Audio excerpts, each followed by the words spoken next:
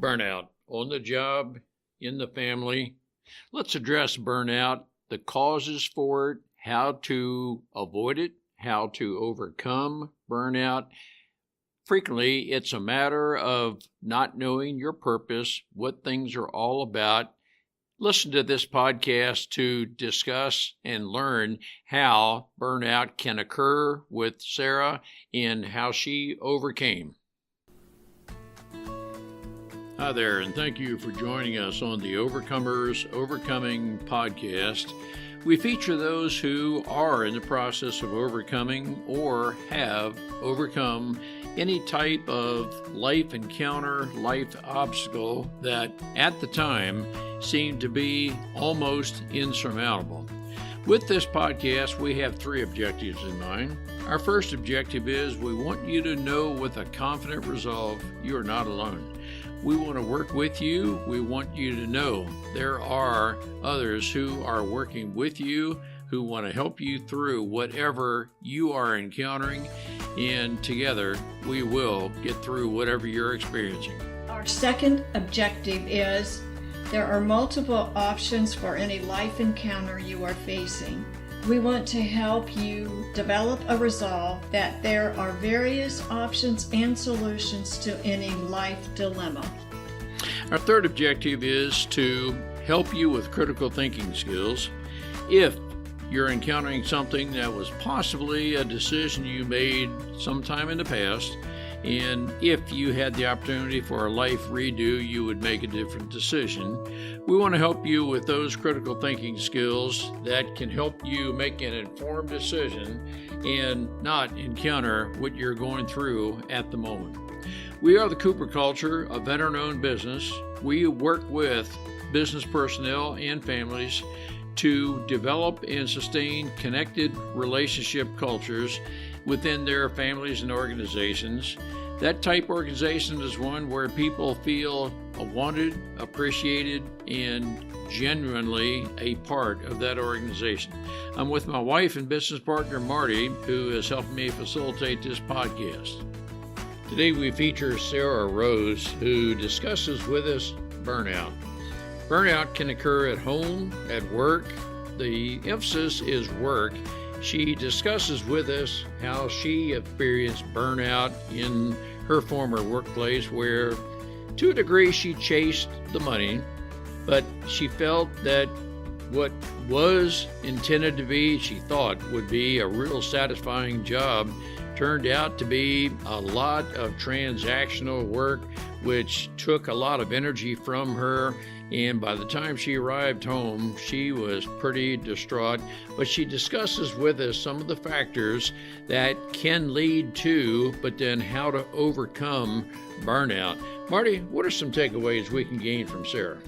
First run, if you're a company or you are looking for a coach, Sarah's smile alone would say, I want to do business with her. She has this perfect smile and personality, just really is very welcoming. That gives off I can do businesses with this person because of the personality. I asked her about when she transitioned from her old job to figuring out what she wanted to do other than being in the same type of situation. So she gives you 5 points for you to figure out how you can go from where you're not satisfied to where you can. It's a great opportunity for us to learn how to avoid burnout, but if we're in that state of burnout, how we can find fulfillment and joy in our lives. Let's listen and learn together. Sarah, it is great to have you with us. Our listeners are going to be very interested in your life insights about burnout at work. Undoubtedly, we have a few listeners who are or have experienced burnout, and that may be a part of, well, I'm not even sure I know my purpose in life. I'm not sure my leaders care about me. Any number of things like this may contribute to this term of burnout. But Sarah, you have some great life insights into that. Welcome aboard. It's going to be great to learn from you. Thank you so much for having me. All right. Yes, I'm excited to chat about this conversation. It's Sarah, near and dear. near Yeah, and dear to my heart. fabulous. Talk to us about getting just starting where you want, but maybe just somewhere Sure.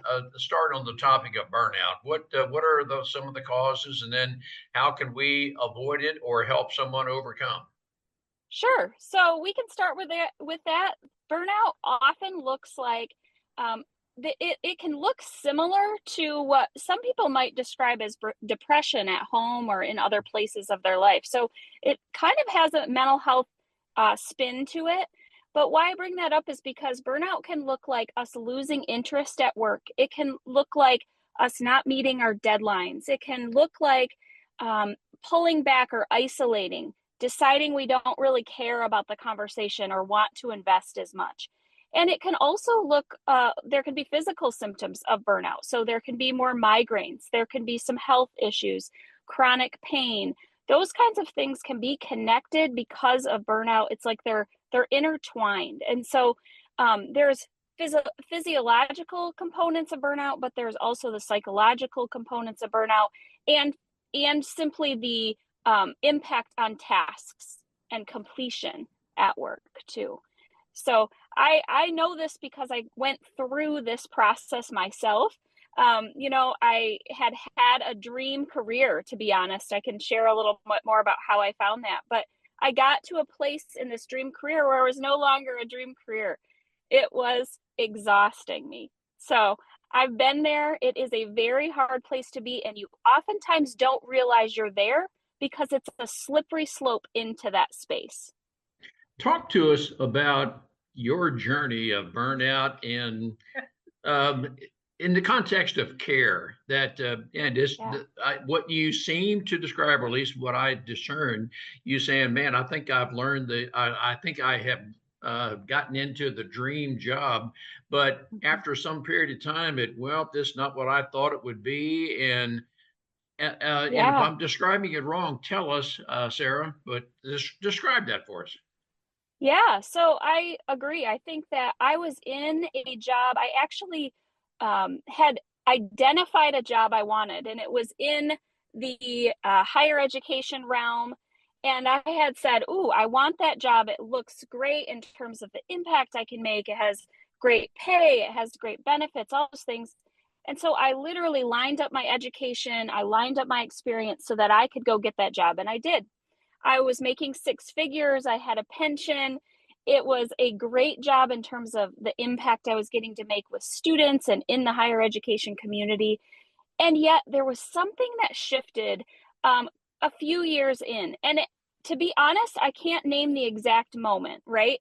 But what I do know is that it was around the time I had kids and moved into leadership roles that I started to notice things were feeling really hard. They were feeling um, like, oh, I'd get to the end of the day and I would have gone and gone and gone and gone. And I wasn't actually getting the work done that I wanted to get done, but I was productive. I was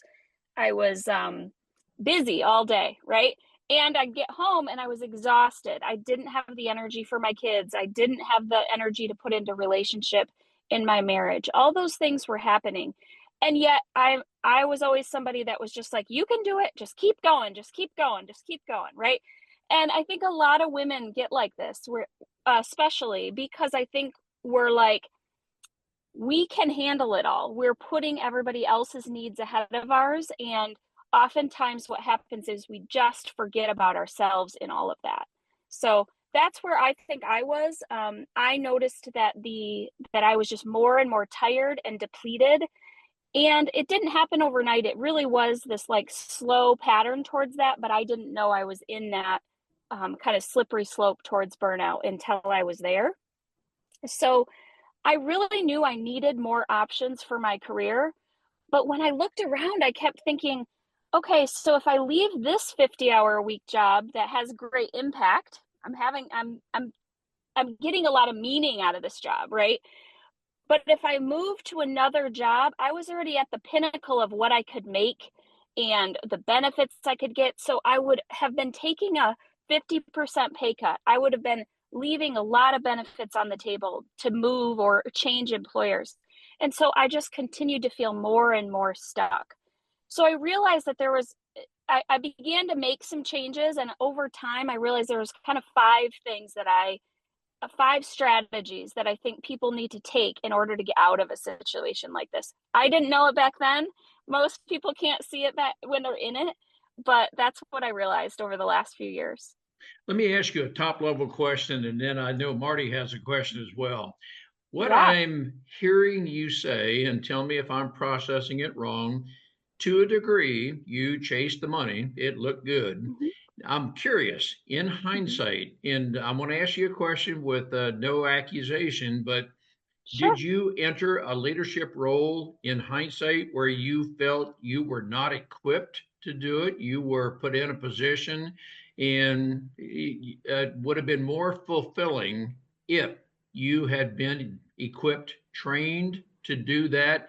And because maybe you were not, Mm-hmm. that at the end of the day, you did not feel fulfilled. And there's a gap between fulfillment and being equipped to have the just total satisfaction. I am doing what I am called to do. That's a multifaceted question, Sarah, but I'm very Yeah, it is. interested in your thoughts. Okay, so I think I would say two things to that. One is I believe that I had a lot of leadership skills. I naturally was a leader my whole career. And regardless of the title, I kept getting pulled into those leadership projects or kind of informal roles. So I think there was naturally I was a leader, and naturally I think I had a lot of skills that aligned with leadership. However, I don't think I had enough awareness of how important it was to keep yourself at the center of that leadership in terms of making sure you weren't getting yourself depleted, that you were learning how to delegate more. I think all of those things I learned over time, but I didn't know those up front. And I did not have much leadership training from my organization. That was just not, culturally, they do not train well in leadership. So I sought it out because I knew I needed more, but I would say that there were gaps for sure. And I also think there was a lack of awareness of the support leaders need. And I think that's part of to stay healthy and well. And I think that's part of a gap that many organizations have today. Oh, I think you have hit on a very, very important topic. And when I use the word equip, I am talking about, I would call it in-house training, on-the-job training, uh, supervisors who Yeah. genuinely cared for you to know that, well, Sarah, I'm going to at least I'm going to ask you, do you feel equipped to do? And you may feel, well, tell me what you know. And so we fill in the knowledge gaps. But Marty? Well, I may be too soon in the conversation, but you had to make a choice. I'm going to leave. Yep. So, how did you determine your purpose and what your calling is, and then your vision for it, and then your goal? I just want to insert here. We have a purpose, vision, goal workshop that we do with people. So Nice. you're Yes. because we have listeners that are probably in the same situation you are, and I have a purpose. I'm not sure what it is. I have a vision. Mm-hmm. I need to see that, and I have a goal that I need to work on. Yeah, I love that. So that those are along the lines of where I started. So basically I began going, okay, what are my options? And I started to look at my options from just like a skill perspective. Like, what skills do I have? What do other people tell me I'm good at? What do I know I'm good at? And then also, I started to look around my organization and go, where is the professional development that I can tap now, right here, or that they would pay for? So I actually didn't leave right away, Marty. I stayed because I really did feel stuck. But I started to kind of like scan the landscape to figure out, okay, what do I already possess? What benefits are here that I could tap into and begin to almost create a path out or create a more robust skill set so that I had a path out. I felt like higher education as an industry was kind of a narrow focus, and I needed to broaden that for me personally. So, number one, I started to kind of just like check this landscape and assess myself for what I had already. The other thing that I really had to do is I had to shift my mindset a little bit around stop worrying about replacing the money and start focusing on what impact you want to make. And just like, what were the dreams I had in me?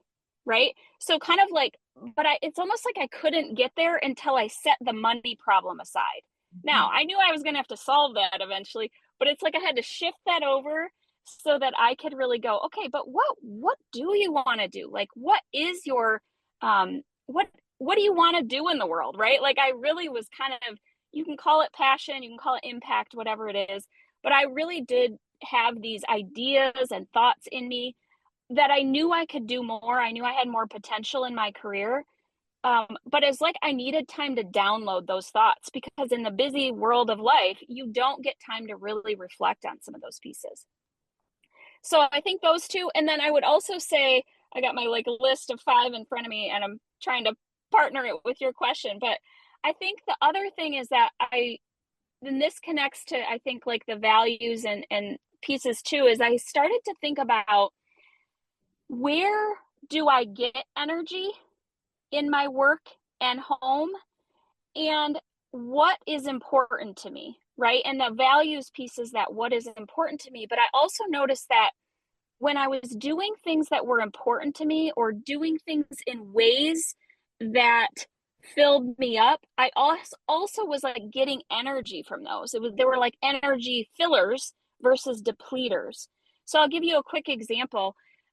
When I would work with with a student, for instance, in my job, I had students I would work with. And if the interaction was very transactional, it was a depleting conversation. It's like I was left going, okay, all right, just move on to the next one, right? Like it depleted me. It was energy sucking. I was giving, but I wasn't getting a lot. When I'd have a conversation that was much more like interactive and connecting, and the person shared a little of their story with me, all of a sudden that appointment would fill me up. It would give me energy. So, I had a job that was filled with all of these appointments all day long. So they had the potential to really deplete me or really energize me. And so I began to notice what was energizing, and I started to put more of that into the appointments that were kind of more transactional. So I'd stop and I'd say, well, just tell me a little bit more about your backstory. Like, how did you get here? Right. And just even getting to hear their story and connect with them allowed me to kind of get like an energy boost from that. It sounds so weird, but it's like just that extra question in that appointment made it way less transactional and depleting for me. And so I changed how I worked, and it allowed for my days to actually end up feeling way better. So that's just a little example, but you can do this in ways that are like, you can choose how you when you have appointments or when you have meetings. If you're not a morning person and you have a meeting at 8 a.m. every morning, it might be depleting you right out of the gate, right?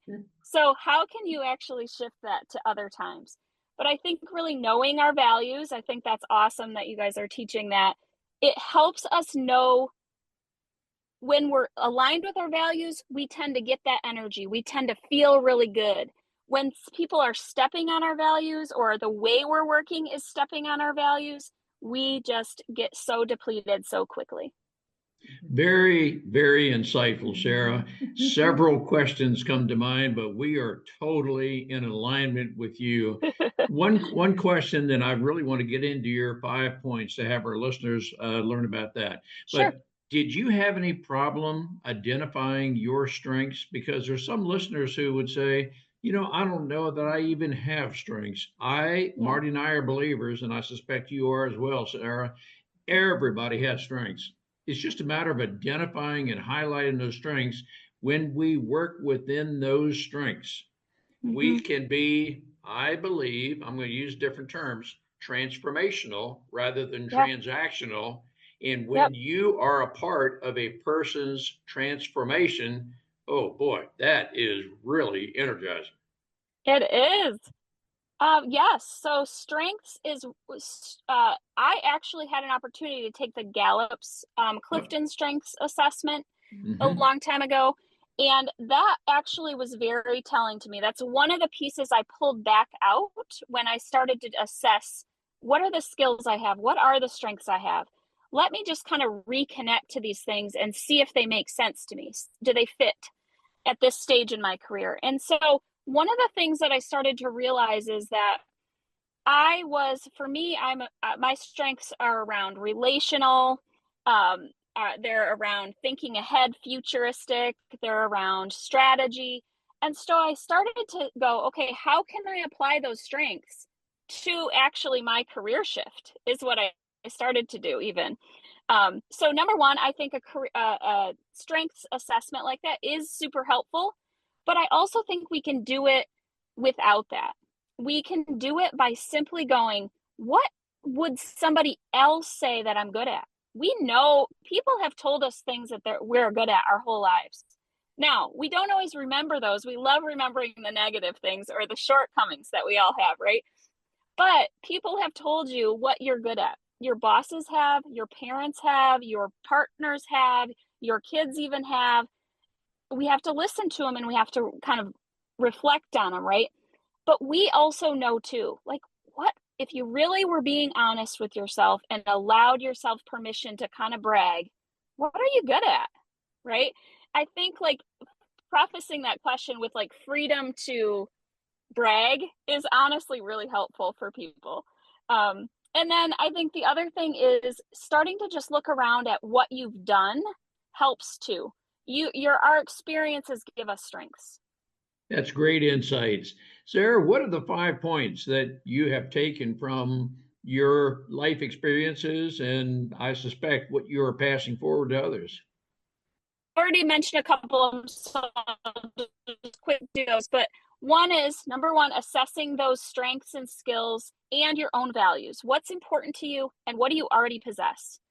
Number two, set aside the worry about money and just focus on how do you want to make impact in your world?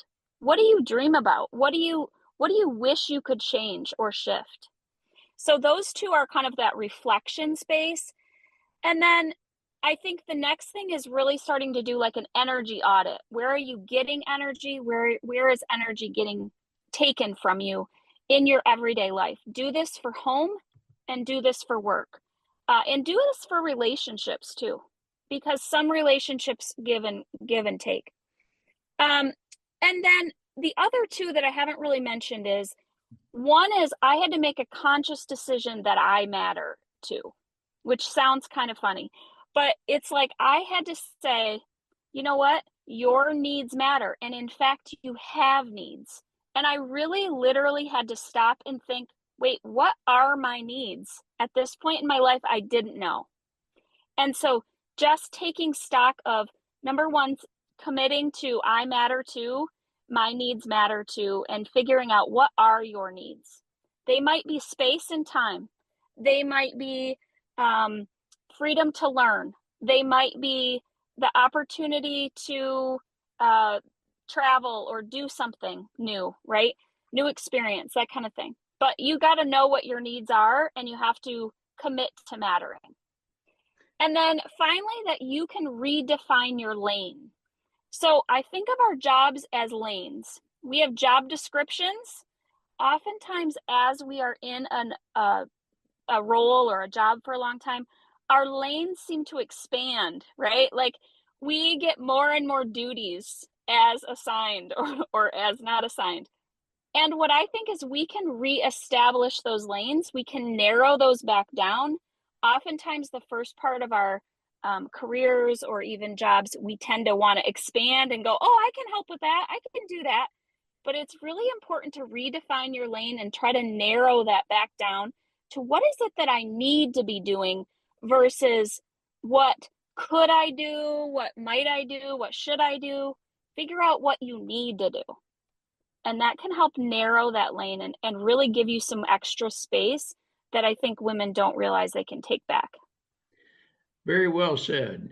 I will use only slightly different terms that say the same thing you did, but I do believe in the context of purpose, Mhm. we do have a life purpose that I would say largely doesn't change because it's who we're born to be. However, our vision to implement that purpose might change as our Mhm. life changes, as I think you just described, Sarah. And Yeah. it is, I think you might agree, and I would ask this as a question, might it be appropriate to take a life time out if we are arriving home exhausted almost every day of the week because of something at work? Is it Mhm. appropriate to take a time out to assess your life, your purpose, your vision, and so forth? And I will stop very quickly by saying, or soon, by saying that I believe there is a continuum between home and work.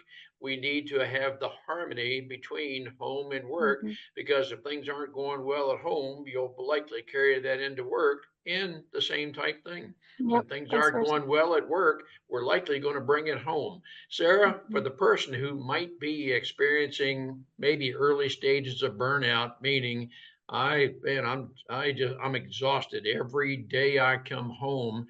How would you Mhm. recommend a person even get started? Well, I love the idea of the timeout, and I would just pair it with that energy audit. I would make a list of the substantial components of your job, the substantial components of your role at home, and anything else that you're doing. There are people that are doing hobbies or, let's say, types of exercise even that they think are filling them up or that are giving them life, right? That I should be exercising. This is healthy for me. But what they're doing is they might be running marathons and those are depleting them. But whenever they go get to do a Zumba class, they leave going, oh my gosh, this is awesome. Okay, why aren't we doing more Zumba? Because remember, you're leaving feeling awesome, right? So again, I think that energy audit is super important. I love the idea of like wait, I need to give myself a timeout and time to reflect on what is working and what isn't working. I think space in our lives and permission to take space to reflect, it is not done enough. Let's talk about purpose and how that might fit with your life and the possibility of avoiding burnout. Purpose is a matter of knowing who you are, what you're about, your strengths, your resolve to pursue a venture, and your purpose has to do with your strengths, your personality, and putting all of that into practice. When you know your purpose, what it is you are created to do, you could say something to the effect, I was born to do what I'm doing. When we learn our purpose, when we go through the mechanics of and learn exactly what our purpose is, when we write it down and when we read it periodically, we can learn to determine and have with resolve our purpose in life. When we have this firmly implanted in us and when we quite literally repeat it over and over again, we'll be able to overcome those naysayers, those who are uncertain about themselves, those who might even say, I just don't see it in you. But when we have worked together to determine your purpose and you have it as a matter of resolve that you are moving forward with that purpose, you will experience fulfillment in your life. Let's work together. We'll help you determine your purpose. We have done that in our lives, and through knowing our purpose, living our purpose, we have fulfillment. Contact thecooperculture.com. Let's work together. Call me at 703-732-4780 or send an email to ron@thecooperculture.com or Marty, M-A-R-T-Y, at thecooperculture.com. Let's set up a plan so we can help you determine with a confident resolve your purpose in life so that you can experience fulfillment in your family, your work, in everything about your life. We look forward to working with you so that you can go about life with a very confident resolve. And it's what we're missing, to be honest. I think you're right on.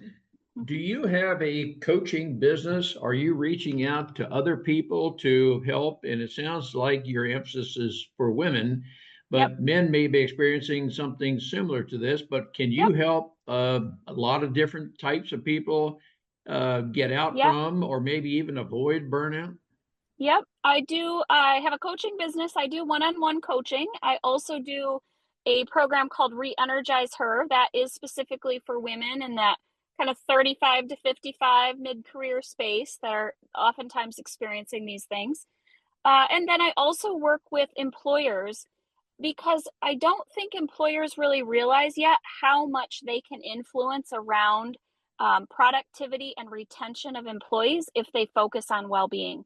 There are kind of 10 levers that the US Surgeon General identifies as spaces that we can use to improve the well-being in our workplaces, and employers have a big ability to influence that and to work on retention and productivity through those. So I do some consulting with organizations as well using that framework. Again, very well said. And I will tell you, Sarah, I would enjoy exploring opportunities to collaborate with you because we are all about home and workplace cultures.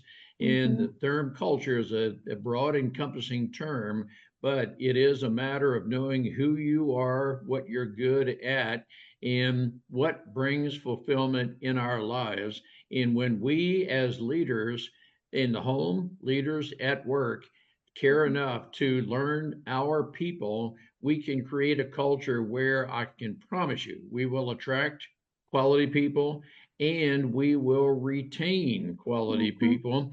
Retain in the context of we can have at least a 90+% retention rate.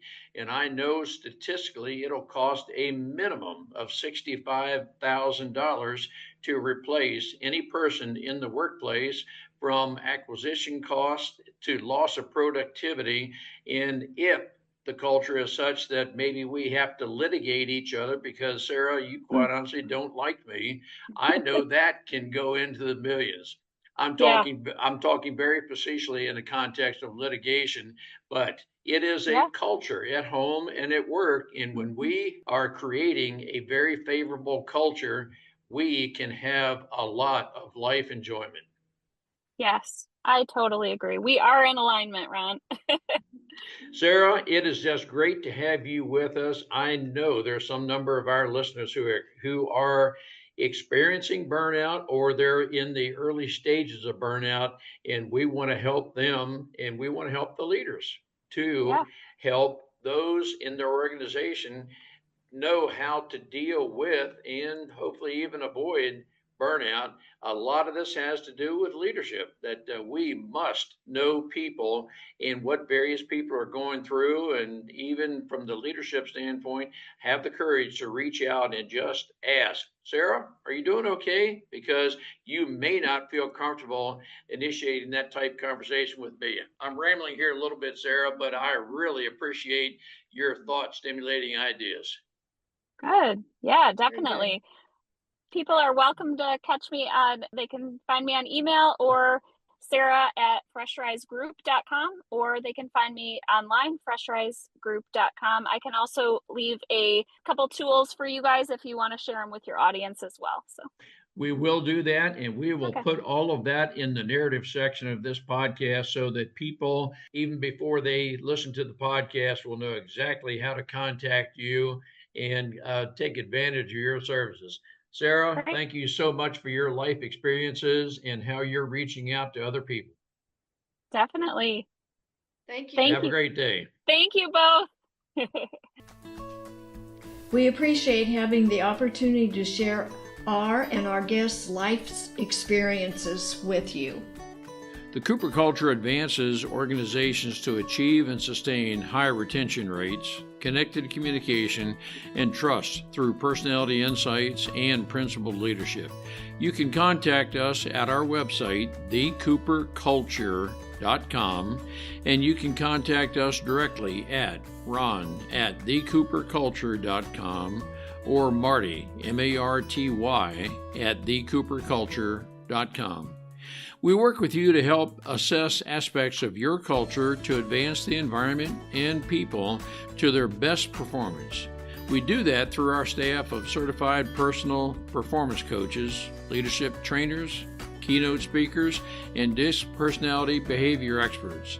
You can book a speaking engagement directly through our website by contacting us at ron@thecooperculture.com. We look forward to sharing our life experiences with you, some of which are profound, some of which are pretty funny. Some of those life experiences are ones we'll never do that again because we've been through stuff. We truly look forward to working with you, speaking with you, helping advance you in any way that we can.